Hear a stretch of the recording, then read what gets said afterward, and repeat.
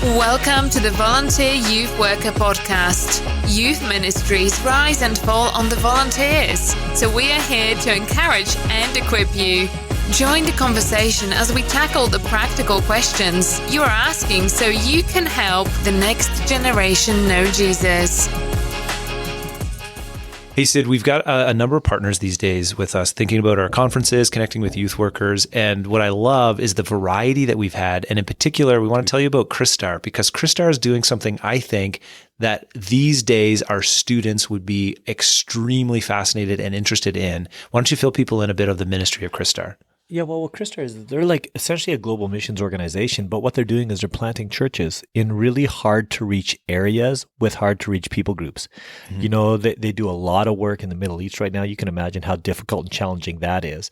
Mm-hmm. And it's been really wonderful, Jer, for us to be on the tour with our friend Tristan, who's the national director of Christar, and just hear how he's coming alongside people who are working in these environments and helping them live faithfully in these really difficult spaces. Here's an application, I think, for our youth ministries. If you're a volunteer youth worker, right, and you're trying to figure out how to help your kids think about missions, think about the church outside of kind of our Western borders, Tristan at Christar is such a good resource. He's thinking about ethical short-term missions trips.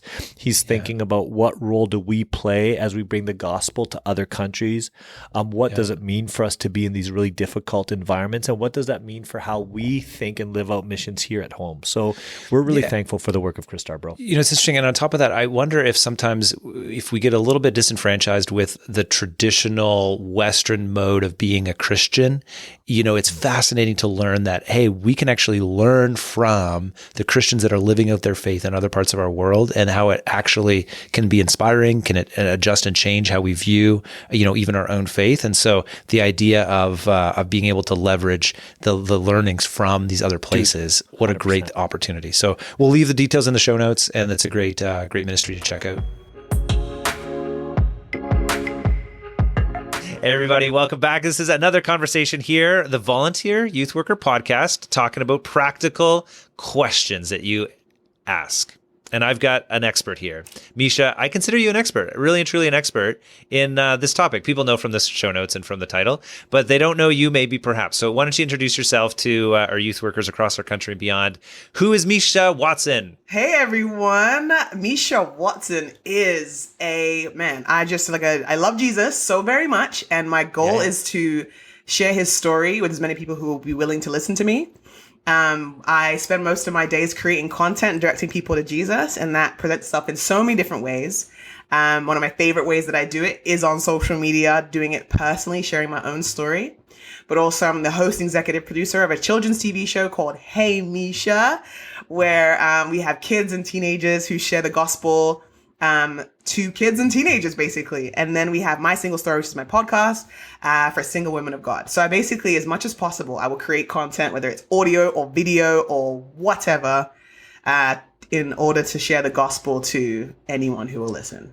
Which is absolutely incredible. And I know a bit of your backstory too. Like you've been in TV and production for a lot of years, even before these two shows. Yeah. What were you a part of? So people recognize. Yeah, I'd say the one thing that people remember, as soon as I say it, sometimes people will be like, oh, that's her. I was the girl on YTV's The Zone with the afro back a couple of years ago. That was me. I was the first and last one before, unfortunately, it got canceled. I don't know what that says about me.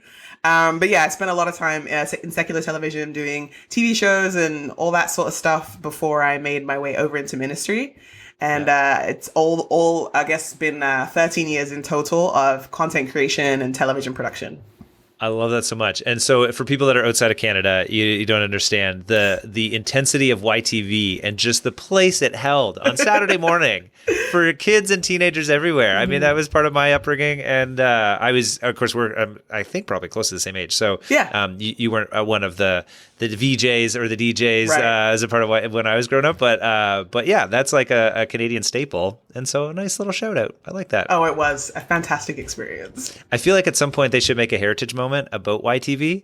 And that would be like the full Canadian circle. That's a real Canadian thing to say, heritage moment. Yeah. Yes, I agree. We need one. for the zone and the zone weekend. Okay. We'll call Rick Mercer and officially everybody from outside of Canada has no idea what's happening. So that's okay. Come right back. Let's get back into it. So you've been in this world for a while, which is so good. And I love it when I've heard a bit of your story around these kids and these teenagers that are part of your legitimate show. Like the show is incredible. My kids like it. It's really interesting. It's engaging. And so when you're working with kids and teenagers that are now a part of like a show, what's that like? Because you're really inviting them into that public life in some ways that I think for all of our students, like you think about for the volunteers that are listening, all of our students somewhat have a sense of desire to be somewhat famous. A lot of them, not I guess everybody, but like just the nature of social media and like YouTubers and anybody can make it now, it seems. Everybody's got that kind of desire. You're working with kids that's a part of the experience. Yeah. What's that like for them? Do they realize that when they get signed up for it? I don't know that they realize the magnitude of the responsibility, but they realize the magnitude of the fact that, yes, you're on cable TV every Saturday morning and all over socials and that sort of thing. They do realize that kind of intensity. But I would say it was really important to me when I was casting them that they wanted to do it as opposed to like their parents wanted them to do it, or they saw it as something cool, but like it wasn't, like I needed it to be a tug on their hearts. Like I wanted it, it was really important to me to spend time with them in the casting process. We've done 2 for 1 per season, that I would actually like talk to the kids and say, okay, so like tell me about like your life. And we would talk about their lives. And it wasn't important necessarily to me that they were great at articulating their testimony necessarily, but it was more just that like it would be an effortless conversation about Jesus. So I could talk to them and hear about their faith and stuff like that. And I just wanted it to be natural because the show is not really scripted. We have comedy sketches and that sort of stuff, but there's actually testimonial moments where I just say, okay, tell me about a moment where God came through. And I just hit record and see what happens. And then it ends up in the show. And so it's really important that like, I'm not there going like, make sure you say this, make sure you say that, or like even trying to like, manipulate them into making it more of an epic story as a director. Like that's what a director's there to do, is actually to make the story sound better. But we're doing ministry here. So we want their stories to be honest. And so it was really important for me to spend time with the kids before we went with them on camera. And over the last 4.5 years, like checking in with them and saying, you know, how's life going? What's up? Just so that I could, I guess, sleep at night, knowing that I'd put these kids in this position and now they're kind of in a bit of a line of fire. Yeah. And so what is the pressure like? Like what happens when you actually get a little bit of platform, a little bit of fame, you know, all of a sudden people recognize you that you don't know. What does that actually do to your heart, soul? Like what happens? Yeah. I mean, for myself, when I was on YTV, I was in my 20s and I was like, gunning for fame and like I wanted to be on TV. I wanted to perform. I love making people laugh. Do you remember the first time you got recognized somewhere? I don't remember the first time, but I remember a great time in Niagara Falls where I was with my other co-host Suki and we're walking down like this like really touristy place and we're having so much fun. We're laughing and everything because we're real friends in real life. And someone came up to us and was like, Meisha, oh my gosh. And then he saw Suki and went, Suki, and you could just see how the excitement was growing and growing. And then each sibling turned around one at a time going, oh my gosh, oh my gosh. And I was like, we were just standing there just laughing because we were like, I don't know. We just saw how epic of a moment it was for them. And we were having the greatest time ever. So we were like, what do you need? Photos, pictures, what do you want? And I always find it funny because the one of the times when I get to go to like a school or something like that, and I do like messages as much as possible. Back then I couldn't talk about Jesus. So there were motivational messages. But I would go back and I would share something and then kids would ask for my autograph. And I always thought that was so weird because I thought like, there's no importance here. Like you can literally, if you want, call me up and I'll come hang out. Like I'll literally like, oh, you got having a birthday party? Yeah, sure, let's go. Like I was in that space of like, I'm still a friend of yours, you know? What do you want my autograph for? But it was like, I remember I saw girls crying in excitement of getting it. I just to this day find that to be so odd because it's like, I identify as a popular figure, but not a celebrity. Do you know what I mean? So I was like, whoa, like, yeah, it was weird. Weird and wonderful. Yeah. Okay. So you invite some, you know what that's like a little bit. Yeah. it comes with like a level of pressure. Like when does it turn not so fun, or when does it turn a little bit more like, oh, this is not that it maybe is negative, but like just it's a weight or a commitment. I would say that when I started talking about my faith online and I was on YTV, that was the hard part for me. I realized that I all of a sudden became an advocate for Christianity. Yeah. And I felt the pressure of that. And that's partly why I talk about it to teens right now, is because I'm like, oh, I didn't know what I was doing, but I was so excited to share about my faith. So I did pretty vulnerably online. I shared so much online. I had no boundaries around what I would share in my story. If I wasn't healed about something, but I still wanted to talk about it, I didn't care. I just hit record and send. And it was difficult, and also difficult because most of my social platform was full of people who weren't Christian. So people who were viewing it were all like, "Oh, here we go again. She's talking about Jesus." And so I was getting more negative comments back then. Now it's kind of switched, and I'm like, well, where are the people who need to hear about Jesus more? But back then it was more people who, just rarely would hear about Jesus. And so, it was difficult. And at the same time, it built like a yearning within me to do it more. Even though it was hard, I was like, whatever this is, I think I need to do it. And so I kept on doing it. But now I have more of an understanding how to do it in a way that's a bit more healthy for me. But yeah. And so is the hard part about that, like that interaction with people when they start coming at you? Like, is that the hard part about being a public figure, is the ability for people to take shots at you? Is that? Yeah, take shots at me for sure, because I felt that.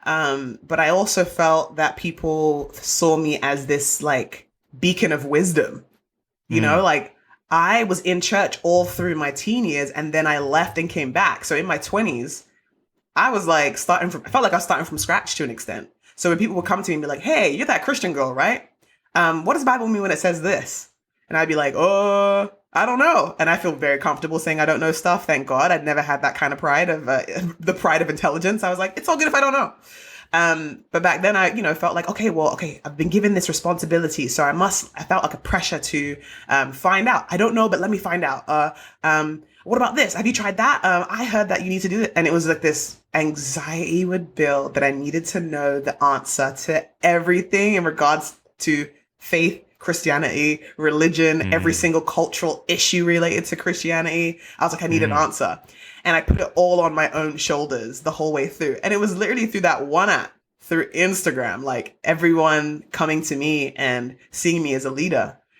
So that for me was probably the hardest one. I would say mostly it wasn't necessarily the shots being taken at me, because I'm a pretty joyful person. So people didn't come at me negatively that much, but more, you're not taking it seriously, or you actually never forget the comments like that. Because actually in my show, there's a piece of comedy in there about King David asking for a falafel.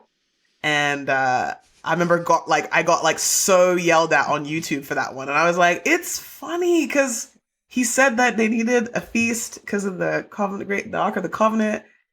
Falafel in it. And I was like, it's funny. You just need to watch it. And then, but it was like, someone came at me with like paragraphs of messages about like, how could you make this a joke? And I was like, oh gosh. So actually just came from the Christian side. Yeah, I rarely got the blows from people who don't know Jesus, because they were always interested and intrigued, but it was Christians being like, take it seriously. It's not all about the joy part of the fruit of the Spirit. I'm like, well, it's up there. So, I mean. Yeah.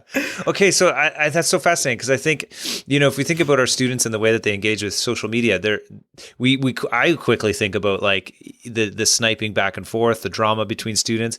But what you just said, I'm realizing, that's a huge part of it. Not even just generally. So like you as a Christian, for sure, like, hey, do you have answers to everything? But then we think about all the cultural issues that become so public these days. Yeah. It's like all of a sudden we're asking our 13-year-olds who are engaging on social to like have a position on the war overseas at this point. And like they have to understand geopolitical ramifications of, like, whoa. And yet there's like a sense that if you don't have the right opinion on some of these things in the moment, who are you and why would you even, so like that seems like a unhealthy way Oh, for it's kids so to bad. experience. It's so bad. Like, it literally breaks my heart. I feel like I want to, like, literally go up to every single teen who has a social media platform. I don't care what it is. Snapchat, Instagram, TikTok, Discord, whatever it is. And literally sit there and go, look, you do not need to have all the answers. Right. You don't. You can actually say with confidence, I never thought about it. Yeah. You're actually allowed to say that. It's so simple. I think that we feel like if you have a certain amount of followers online, of course you have an opinion. Maybe you do, but this might not be the opportunity for you to share that. And maybe you're still developing your opinion on something. Even myself, like during the pandemic, there were so many people who were like, Meisha, you're silent on this subject. Meisha, you're silent on that subject. And I'd be like, oh, I'm so glad you noticed. And because I don't need to speak up on it. My thing is always like, my social media has a purpose. It's there to be the corner of the internet where joy lives. That's what I do. So even when something horrible is happening in the world outside, I'm going to post hope and I'm going to post joy from my platform. I'm not going to sit there and tell you about the hardest parts of what my life is like, unless it's going to help show you how useful joy is and how amazing joy is. I needed to have a purpose of my podcast because so many people were always asking me to speak on something. And I was like, well, that's not the purpose of what I'm doing here. My platform is for a purpose. So this is not what we do. And that gave me so much freedom. I didn't have to do the hashtags. I didn't have to post on a specific day because it doesn't have to be that way. But I think with all the influencers that are out there posting so constantly, they feel like they have to do the same thing. Well, you don't. You can actually choose to make your platform about something else. And that's okay. Other people are doing the rest of it. So let's talk about that for a second, because I think this gets to the core of our big question, which is all about how do we help our students navigate social media and their own channels kind of thing. And channels is a weird word to say, but like it is. The way that the social media setup is that when you launch an account, now you have a channel, you have a platform of some kind, even though, the purpose should be perhaps completely different. And I love how you said, aligning your purpose with what you're actually doing on social, because I don't think anybody's really thought about that. Like, it makes sense if I launch a meme account and like I only post funny memes about Harry Potter and like that's the extent of it, right? So then it would be really off-brand if I did something, geopolitical, because it's a Harry Potter meme account. But when it's a personal account, how do you help students navigate why they're actually there and how to interact with their own social channels? Yeah, I think it's really important to actually allow teens to have critical conversations that they can critically think about it. Because I'm not going to tell you why you have Snapchat. I'm not going to tell you why you have Instagram, but let's discover it together. Let's figure it out, because some people are on there to create content because they believe they have something to share, and maybe God is working on their ability to communicate. And one day they'll be ready to become that digital content creator or influencer or whatever it is. Maybe that's the story. And right now we're just figuring it out. So when you post videos about whatever, God is working on you to get to that place. Maybe that's what it is. Maybe it is just right now. You just post because your friends think it's cool, or you don't want to miss out on something that's happening out there. You have FOMO. But let's figure out what it is, because it can be healthy. It might be unhealthy, but having the conversation is the best form of action. Even for Snapchat, I think for like the millennial population, we're not on Snapchat anymore because it was important for us before, and it's not anymore. And so I always ask people who are teenagers, well, why are you on Snapchat? Oh, well, I just send stuff to my friends. Because for instance, most of it is private. And so I go, okay, cool. Like if you weren't on there, where would you be? I would be on Discord. I'd be playing Call of Duty, and I'd be like chatting with so and so. So it's more about communication. Okay, great. If it's more about communication, then, but your profile's public, maybe make it private. Because if the purpose of it, as you've said, is this, okay, well, let's protect it. Let's do it this way. I think that is like the long way of being able to help students with their social media platform. But having those critical conversations is imperative to helping them maneuver it and operate on it well. Okay, I want you to give us some other kind of questions that you asked to help navigate that. Because I guess, for lots of us as volunteer youth workers, we don't necessarily understand the ins and the outs of like different account types and different platforms and that kind of stuff. But if we're curious, we'll discover a lot in the conversation. Yeah. So I just think about, I was talking with one guy and Snapchat was the thing. And it's like, yeah, well, what, I was with him and he was taking pictures of legitimately like the pavement and just like, I needed to send a picture to my friend just because I needed to get our streak. Like I have to keep it going. Right. And so like the purpose of this has really like fallen off. But I think one of the interesting things about as us as youth workers is we do get to guide students. And so to ask the questions, we can help offer them that pastoral, that shepherding, that like guide. Hey, do you see what's happening here? Do you see how you talk about these things? Do you see how you're always, upset about, every time you open this platform? So what are some of the questions you use when you're talking about social media with, adolescents or with kids? That's a really good question. I don't know that I have, like off top of my mind, what in specific questions I ask them. But my goal in asking them is to get them to talk as much as possible and for me to listen more. So I'm usually sitting there going, okay, cool. Well, what's on your phone? Like, let's talk about it. Let's talk about how many apps you have on your phone. Okay, cool. Which one do you use the most? Okay, cool. Why do you use so it? this is good. I'm going to pause you there because this is good. Oh. This is exactly what we need. Yeah. Oh, okay. Yeah, this is perfect. This is exactly it. Okay, cool. So the question is, hey, what's on your phone? What are what apps do you use? Or what's like your most popular app or what's on like, your screen time, that kind of thing? I want them to figure out which one is draining their time, which one is feeding their thinking, their heart, like which one they go to more often than not. And it's because we don't take the time to do that. So we just use Instagram, but don't realize that the hour and a half you're on your phone every single day or 3-4 hours you're on your phone every single day, 80% of it is Instagram. Okay, well then Instagram's probably feeding you. Cool. Let's go back to Instagram now. Let's go to your For You page. And I ask teens this all the time. Are you willing to let me go on your For You page? Like right now. Would you like, show it to me. Let me have a look through your For You page. And honestly, I've gotten over the last while, I've gotten 3 people who are willing out of like so many teenagers. And it's because they're like, I'm not sure, like the things I'm watching, like I'm not doing anything wrong here, Meisha, but like, sometimes these things come up on my profile. I go, no problem. But let's be aware of that. If your For You page is like that, well, maybe let's find a way that you can be proud of the way your For You page looks on TikTok or on Instagram or whatever. So I would ask that, like, because that's another good one. So what are apps? What are first question?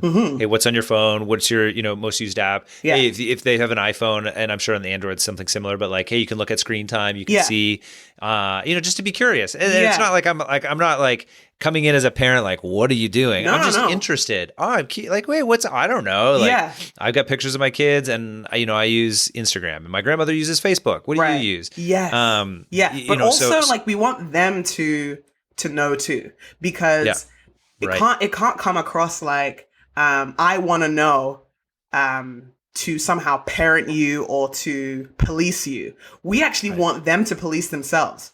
So we actually want them to ask those questions for themselves. Oh, that's a lot of time. Like, for instance, I'm so proud of my screen time that I'm an hour and a half on my phone.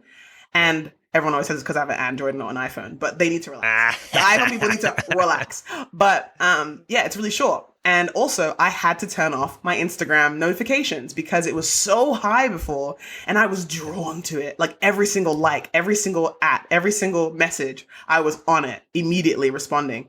And so I just want teens to be able to police themselves and say, wow, that's actually quite a lot, and talk about it. And on top of that, let's do it with other teens. I'm actually never talking to teens by themselves. Anyone I mentor is in their 20s. So the teens are like hanging out together. We're chatting as a group. Okay, give me the tea. You're on such and such. You're on such and such. Why are you no longer on that? Or my parents don't let me on this. Why don't your parents let you on that? Oh, okay, cool. They think that you're not ready. What age do you guys think it's okay to be on social media? Like actually talking to them and having those conversations are fun for me because I'm learning a lot.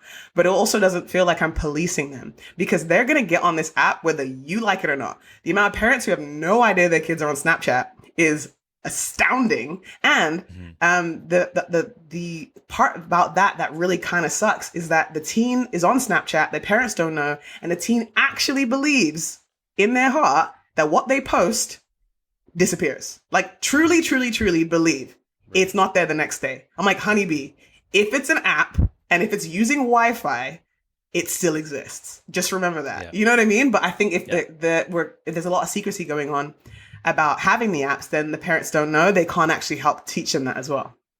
Yeah, that's a fascinating, even just as a guide. Oh, you didn't realize. Yeah, that stuff's saved forever. Yeah, it's there. Someone can find it. Someone can find it. Yeah. And it disappears when you send it to your friend. But like, hey, did you ever think that if they had a second device, they could take a picture of that screen and you'd never know? Thank you. What? Thank you. And I remember Snapchat because I'm not on it myself right now, but I remember that you could, if you did a screenshot, then they would know, right? But what about screen record? Yeah. Like, what you know what I'm trying to say? Like, I mean, I feel like we're from the era of like screenshotting people, right? That was the thing. It was always like, okay, well, I'm gonna like, you know, people would bully each other through screenshotting stuff and showing people what other people had done. I'm like, that. There's so many ways to do that now. There's probably like a whole industry of apps to ensure that whatever you think is private isn't. And we need to actually teach kids that as well. But we need to be able to have those critical conversations with them so it doesn't feel like we're telling them off. It feels like we're actually there to help. Yeah. Okay, I love that. Okay, so those are really good questions. So youth workers, that's a good tee in, or like just walking into it. Then you said, okay, once we're into it, now we're trying to figure out what these things are doing to them. And I forget exactly how you got into that question. What does that look like when you're finding out, like, how does this make you feel, or what does it make you do? What was the bit on that? Yeah, I mean, it really does depend on how they actually are using it. Because, like, let's say, for instance, I'm talking to a girl who's like me when I was younger, who posts pictures so that I can get attention. I think we need to talk about the mental health of the situation. Like, how do you feel when you post? I feel amazing. How about when you don't get as many likes? How about when you post it, but it's distorted? Like, let's talk about that. And on top of that, what's actually wonderful about Gen Z is they're more willing to talk about mental health than we were. Mm-hmm. So I look forward to having those conversations where I'm like, well, how does it actually make you feel? Like, do you actually feel fulfilled? Do you feel amazing? Like, do you put the filter on and then go out into the world and feel better about yourself? Or do you feel like you need the filter in real life? Like, let's talk about that. Have those kind of conversations, because I actually think they put the filter on. Then when they go out in the real world, they just put a hood on because they just want to hide.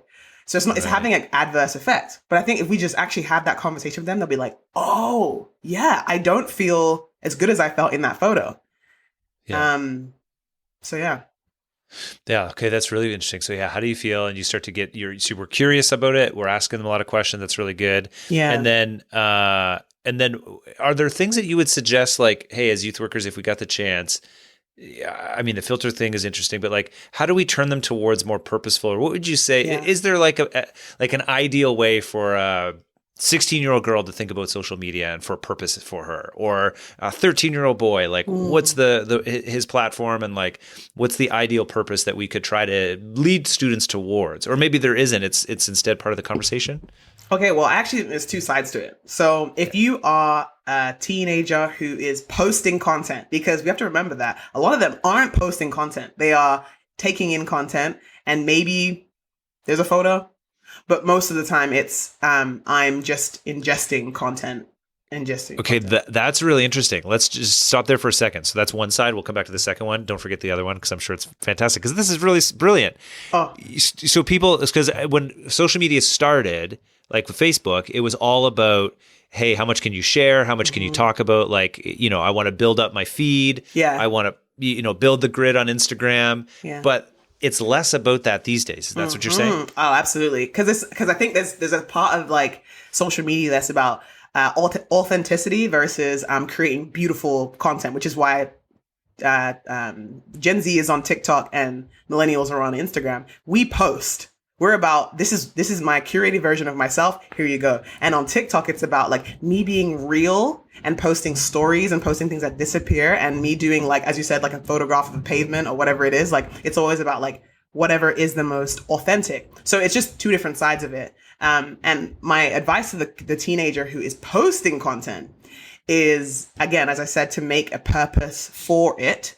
And because there's more Gen Z that are posting evangelical content than we think. Like, it's actually quite full of it on TikTok, right? Which is amazing, but they haven't had the opportunity to be taught how to share, because a lot of them are sharing things where I'm like, this is not the time. Like, you're not even healed yet, and you're sharing about trauma. Like, we need to like have some boundaries around the way that you share and what you're ready to share. And I know you're so excited that God is doing something in your life, but I worry about you posting this thing and then people start, as you said, the responsibilities start coming in on top of that. So my thing is, if you're posting content, make there be a purpose on the posting. If it's a 16-year-old girl and she's thinking, okay, well, I love video games, or I love sports, or I love makeup, or I love arts, or whatever it is, you can make it about that thing and kind of stick to that thing. But also just be cognizant of how personal you get on the app, just because, as it says, it doesn't disappear.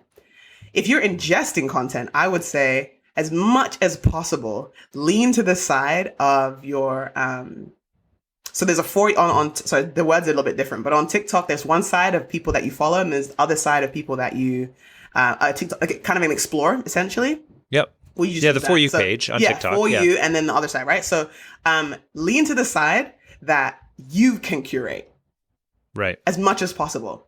And that is harder to build up. But I would say it's been really helpful for me because, and I specifically talk about TikTok, and I told this at the last conference I got to speak at. I was on TikTok and I remember swiping, and I saw a corpse just come up on my For You page, and I'm going, wait, what? And I don't know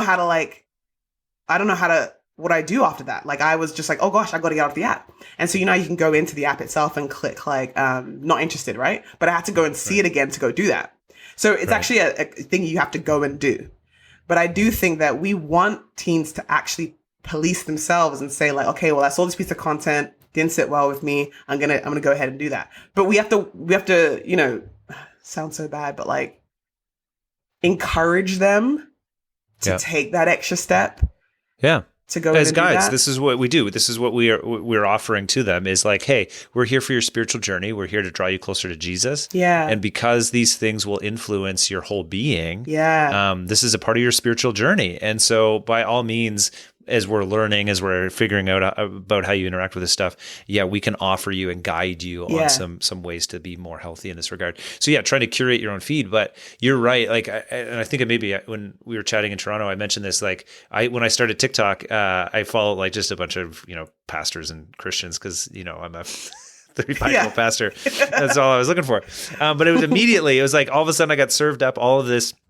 These people that were antagonistic towards faith. Oh, and like, okay. Yeah, and like things that I'm like, hey, that guy's making like a bad argument out of this scripture. Like that's a bad hermeneutic, and like trying to pervert the gospel and like moving into like all this kind of stuff. And I was getting so enraged, and so I'm like following through, like, who is this person, and like looking at the comments. Somebody's got to tell them what's up. And then I'm like, oh wait, this is exactly what they wanted. That's exactly it. They're like, cha-ching, on to the next. Like, that's how I think about it. I have to go on the apps and literally go, what does this app want from me? Like, when I'm creating content, I really want it to go far. I always think about that. I'm like, well, this is what TikTok or Instagram wants me to do. Instagram wants me to be on the app as long as possible. So when I post something, I got to make sure there's like a tag of a location. I got to make sure there's a reminder on there. I've got to make sure there's hashtags on there. Got to make sure there's a trending audio on there. Why? Because all those things, they want me to put on it. So if I put those things on, the algorithm's going to send it as far as possible. But also, if you're in the app itself,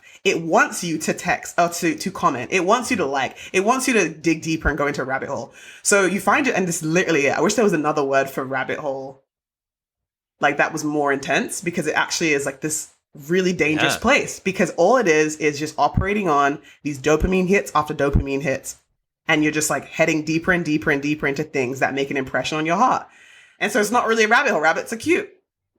Yeah, this isn't cute. Well, it's like the doom scroll thing, but we need a new word. This is the time, Meisha. We could break in and on the Volunteer Youth Worker podcast, we could. Yes. But I'm 100% with you. Okay, so and part of this conversation is just to give, hey, youth workers, as you're heading into your ministry tonight or this week, as you're trying to think about your students and want to be helpful for them. Like, we're not obviously answering all of these, like all the questions, but the hope is that if you were thoughtful about engaging your students around their social media usage, you would ask them questions. So from the start, like, hey, let's just figure out what are our students actually using. Let's just be curious about it. Let's find out. Do they know? Maybe they don't realize how much much they're going back to that one spot. Yeah. And then asking them questions about, how does it make it feel if you're consuming content? And I love the separation of consuming content versus publishing content. Yeah. And I've not heard that distinction before. That's really interesting. Yeah. And our students experience those things. It's how I feel. I'm like, I'm a different version of myself when I'm just ingesting content, and my boundaries are way lower than when I hit publish on something. But one thing I would like to just encourage youth workers too is that it's okay if you don't know too. So I think that like the honesty I've been able to have with teenagers who I'm like, look, dude, I've never even seen Discord before. Can you like walk me through what that is? And they were excited to share with me what it was and why it's important to them and things like that. And, I've had teens come to me and say like, we had one teen who's supposed to be on the show and he got grounded. And so when we sent in the emails to his parents like, he will not be at the set at shoot. We're like, what? We're trying to make a TV show here. And like, this kid's on me. And they were like, well, he was using his social media too much. I was like, okay. So we're to blame for that too, because we create content for social media. But yeah, it was really, so when we got back and I got to speak with him and talk about it or whatever, I was just like, okay, tell me what's going on. Like, what are you talking about? He's like, I was on Discord and I was like, okay, what is it? Let's talk about it. It's okay to not know. And then I think that it comes from a place of like, and I'm just you giving my own advice because as I said, I'm not like a pastor. I'm not a youth pastor, but I'm always in rooms with teenagers. Either I'm sharing a message with them or I'm, we're creating content together or whatever. And so I am in a bit more of a casual environment where they don't necessarily see me as the top dog or whatever. I just get to talk to them, and not knowing is like the greatest door to them being super open about teaching me about it. And then I get to ask questions that make them go, oh, I never thought about it like that, because I'm the one who didn't know. Right. So positioning yourself as the curious observer, as the person that doesn't know, in any of these things gives you the deniability just to be like, oh, it sounds like such and such. Or, hey, when you said that, it sounded like you don't really like using Snapchat. You just, are you do, and all that stuff. This is so good. This is so helpful. So, for youth workers walking away as you go into your ministry, as you're talking to your students, just here's those couple handles. I think they're helpful. I think it's going to open up some interesting doors for you to think about guiding your students.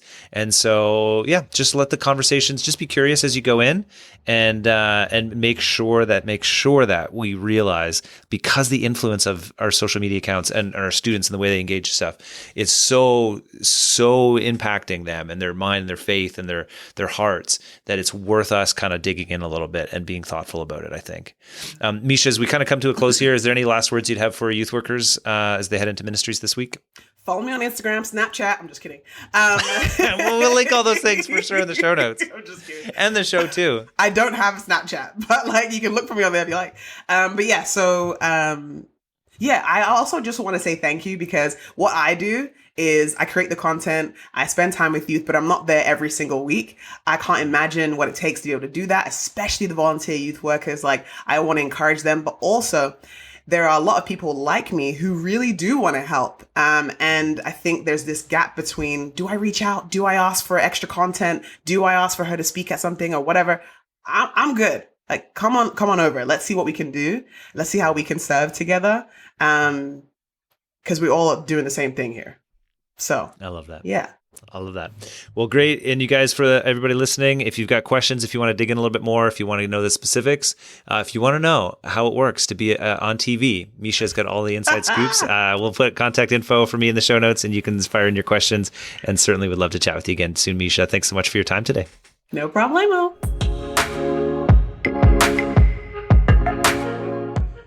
Hey, Sid, one of the things we love about getting a chance to do this podcast is we've got friends and partners from across our country that come alongside and want to support youth workers through our conferences. And one of our partners in this season has been Trinity Western University. They've actually been with us for a number of years. And so we've gotten to know them really, really well. Why don't you fill people in a little bit on what Trinity Western is all about?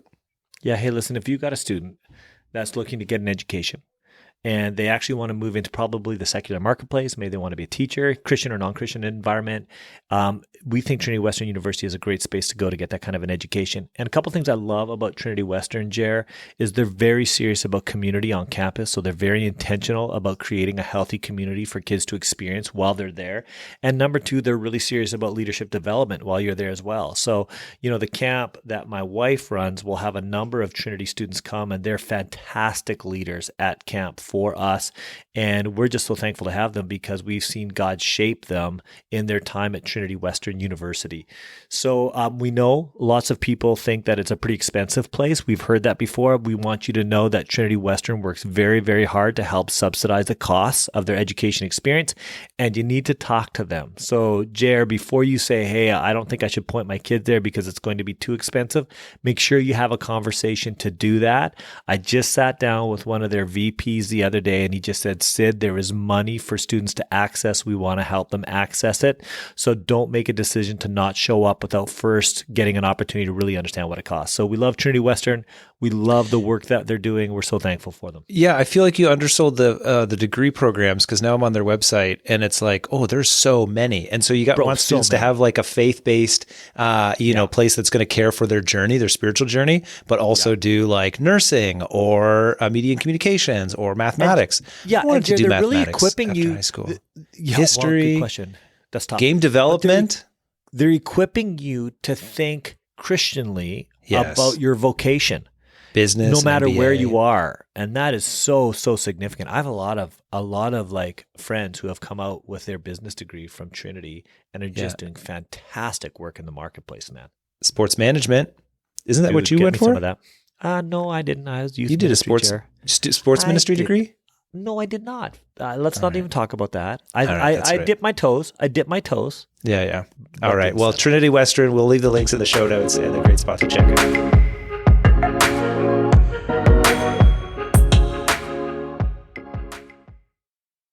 This edict identifies Jesus of Nazareth as a heretic and a blasphemer.